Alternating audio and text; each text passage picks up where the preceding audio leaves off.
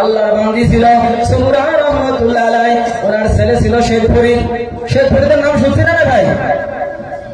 শেখপুরীকে কিভাবে নামাজও বানা যায়, শেখ সাদি রহমাতুল্লাহ আলাইহি মা বলছেন, একটি সন্তান দে রে আল্লাহ, একটি সন্তান দে, কামাই খাইবার আশা নাই রে, বলে মাটি দিবে কে। আমার ছেলে যাতে আমার জানাজার নামাজ পড়াইতে পারে, আমার কবরে মাটি দিতে পারে, দুটি হাত তুলে মহান আল্লাহ রব্বুল আলামিনের কাছে যাতে দোয়া করতে পারে। কিভাবে মেহনত করলে কেমন করে আমার ছেলেকে নামাজি আল্লাহওয়ালা বানাইতে পারি। শেখ ফরিদ রহমতুল্লাহ আলাইহি চেনি খাইতেন, চেনি খাওয়া পছন্দ করতেন। এবার মা একদিন বলে, বাবারে তুমি যদি মহান আল্লাহ রব্বুল আলামিনের হুকুম নামাজ যদি আদায় করো, আল্লাহ রব্বুল আলামিন তোমার শ্রেণীর ব্যবস্থা করে দিবেন।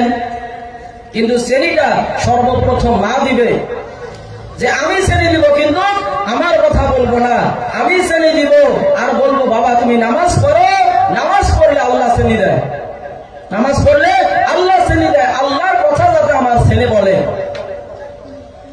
তুমি নামাজ পড়বা আর নামাজ পড়ার পরে যাই নামাজ উল্টায় দেখবা, দেখবা যে সুন্দর করে তোমার জন্য শ্রেণী রাখা হয়েছে। বাবা তুমি কি নামাজ পড়তে চাও না? তখন বলতেছে অবশ্যই আমি চেনি পছন্দ করি, চেনি খাই, নামাজ পড়লে যদি আল্লাহ চেনি দেয় অবশ্যই আমি নামাজ পড়তে চাই।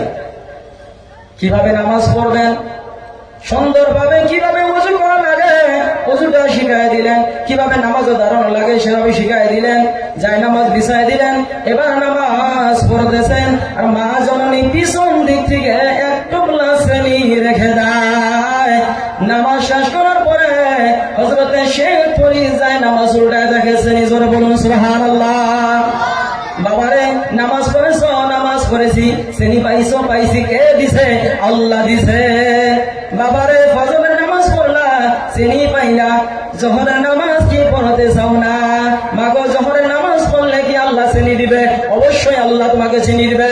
জোহরের নামাজে দাঁড়ায় গেলেন, নামাজ পড়ার জন্য দাঁড়ায় গেলেন, মা শ্রেণীটা রেখে দিলেন, নামাজ পড়ার পরে দেখে শ্রেণী।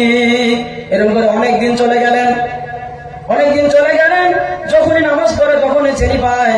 হঠাৎ করে একদিন মা জননী অন্য একটা জায়গার মধ্যে চলে গেছে, কিন্তু শেখ ফরিদ জানে নামাজ পড়লে আমার আল্লাহ শ্রেণী দেয়।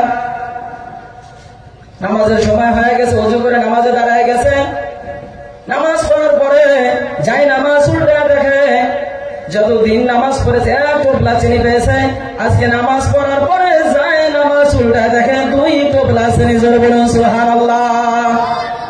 চিনিগুলো দেখার পরে খাইলেন, এত সুন্দর, এত ভালো লাগে। খাওয়ার পরে ওই মা জননী বাড়িতে আসলেন, বাড়িতে আসার পরে চিন্তিত হয়ে গেল, আল্লাহ গো আমি প্রত্যেকটা দিন শ্রেণী দিয়ে আমার ছেলেকে নামাজি বানাইছি, আজকে তো নামাজ পড়বে, নামাজ পড়ার পরে তাকে যদি শ্রেণী নাই, আমার ছেলে ভাববে এই শ্রেণী তো আল্লাহ দেয় না, শ্রেণী দেয় মা। আর এই কথা বলে যদি নামাজ ছেড়ে দেয় আমি মা তো গুনাহগার হয়ে যাব, এই চিন্তা করতেছে। আর বাড়িতে আসতেছে, বাড়িতে আসার পরে বাবা বলে, বাবারে শেখ ফরিদ তুমি নামাজ পড়ে নাও, নামাজ পড়লে আল্লাহ রাব্বুল আলামিন শ্রেণীর ব্যবস্থা করে দিবে। শেখ ফরিদ বলে, মাগো নামাজের সময় হয়ে গেছে, আমি নামাজ পড়েছি, আর নামাজ পড়ার পরে আমি শ্রেণী পাইছি, অন্য অন্য দিন এক টোপলা করে শ্রেণী পাই, আজকে মাগো দুই টোপলা শ্রেণী পেয়েছি। যতদিন নামাজ পড়েছি, যে শ্রেণী খাইছি আর আজকে শ্রেণী যে খাইছি আকাশ পাতাল পার্থক্য। মাগো এইরকম শ্রেণী আমি কোনদিন খাই নাই। এই শ্রেণীটা কিসের শ্রেণী? জান্নাতের শ্রেণী। তো প্রিয় হাজিরিন, দেখেন ছেলে কি পছন্দ করছে, আর ওই পছন্দের চাওয়ার বস্তু দিয়ে দিয়ে ছেলেকে নামাজি বানাইছে।